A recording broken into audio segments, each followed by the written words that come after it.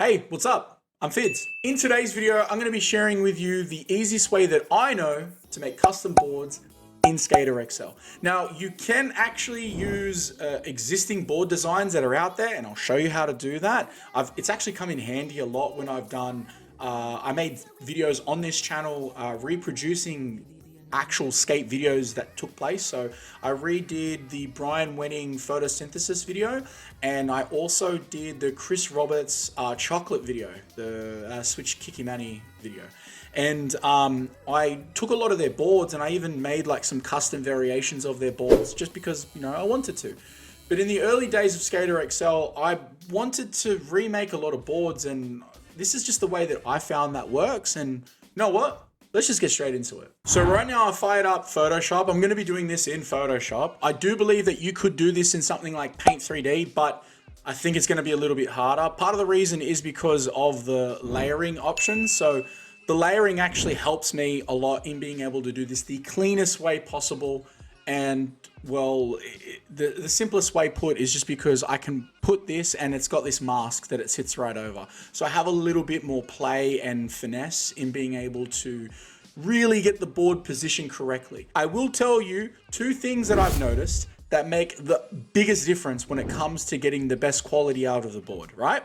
The first is resolution. On the left here, I've got this primitive board, and on the right here, I have this Shorty's Fulfill the Dream board, right? Now, one thing I want you to notice, right, is when we come into this primitive board, I really have to zoom in for you to start to see the pixelation for the board. Now, the reality is you're really not gonna be that close to the board, and I'm obviously using matte boards.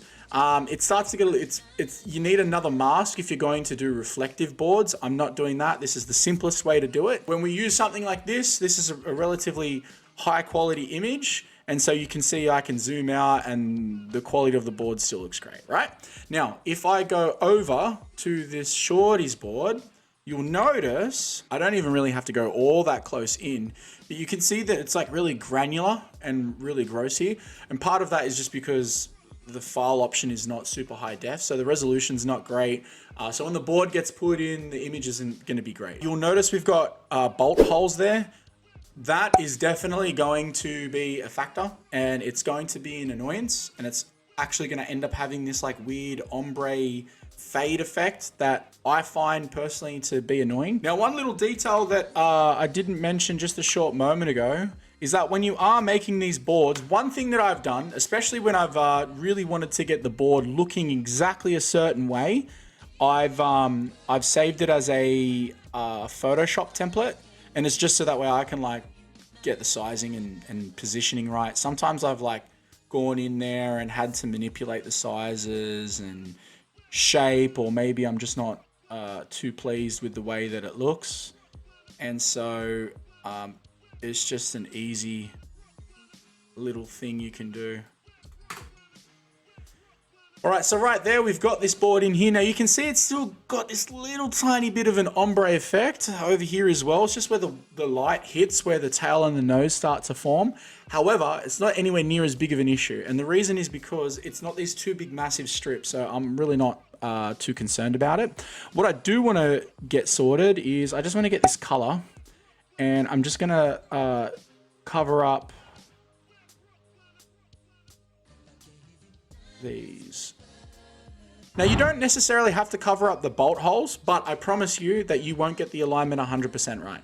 And so what will happen, at least in my experience, is that you'll find this like these dots. You'll end up seeing them, and it'll kind of be a little bit of an annoyance for you. If it's not a big massive issue, then you know, obviously don't sweat it, but you know, it's something that's irritating. One other thing that you could do if you were so inclined is that you could actually go in here with the pen tool and individually take like these designs and then actually pop them in and sort of manipulate them in the way that you want them to. But I'm just really not that bothered. Okay, now the one thing that I do like to do is make my own custom boards. And this right here is my logo for my channel, so I'm gonna make this a board. And we're just gonna create a new layer and work from the back. There we go. We're going to fill that with that color right there. I'm going to come over here, and I've just shaped out the text and stuff, so it's actually a hell of a lot easier for me to just drag and drop this text right over here. Back that bad boy right there. And yeah, good to go. So we could actually shape this like 2 different ways. I think what I might do is like do something like this. In fact, we could even add some like stickers and stuff to it. You know, you could get like brand logos and, you know, make it look like a sticker on here. Now, I'm quite happy with this. Now, once you've got all your designs, you'll need to make sure that you save them in your deck folder. All right, you'll see here that this is actually the board that I made. The design fits really well. I'm actually really happy with this. However, if you didn't like it, maybe the text was too big, I would have to go in and like reshape it. We've also got, I'm going to select that because I want to use that board. This is the 2-part board. Actually looks not too bad. You can see that the image is pretty sharp, pretty clear. Not bad, not bad at all. All right, so we've got the board into the game. Let's just get some lines in and see how it plays. So I'm thinking we'll get something maybe down the rail, flat, and then off the out rail. I'm thinking maybe 5-0. And then, oh, that 1 foot off. That's rough. Oh, okay. Let's get this rail and let's go frontside flip over it. And then we can go...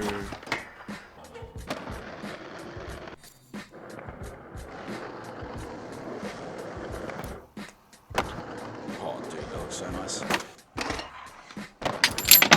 That looks pretty good. So I'm thinking we start off at the bottom of this and sort of catch the frontside flip, and then we'll be on the inside of him, and then he'll continue on with the other side.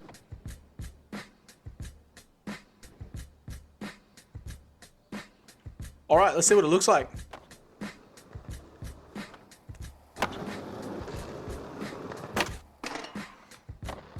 Actually, you know what we're gonna do? Let's get some money stuff going. Let's go over here, and then let's get some stuff on this side here.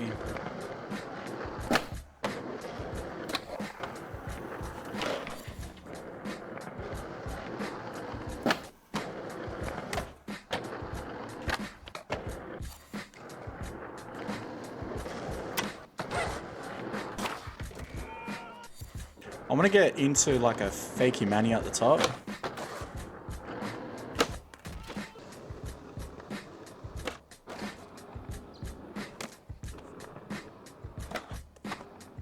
Maybe not.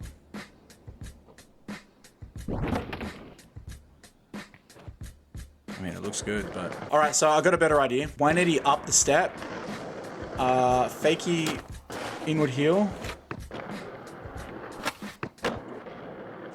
Yeah, that looks so nice. All right, let's get this nice.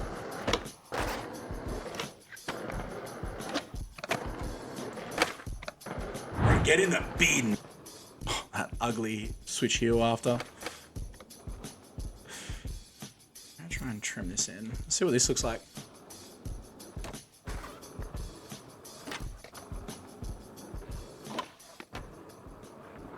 Okay guys, now at the beginning of the video I mentioned that I said that I believe that there's a way that you can make it for the game to have this board for consoles, and it's a little bit more convoluted, but the way that you would need to do it is you would basically have to upload it into mod.io and then go into the game and then try and download it. Now, I don't know the full feasibility of it, so guys, don't shoot the messenger if the doesn't work. This is just a guess. I haven't actually tried it. I don't have this on console. I don't even have a console. I don't intend on getting one. The level of headaches that would be involved in doing that, I don't know. To be honest with you, I don't know how you guys that have consoles actually play the game. I don't enjoy playing the game with vanilla settings whatsoever. But look, it's personal opinion. If you enjoyed today's video, guys, please consider liking and subscribing. I plan on doing more SKATER XL videos. I'm going through a bit of a rebrand for this channel, and I'm going to be doing a whole bunch more stuff. So, you know, check your boy out. But look, yeah, take care.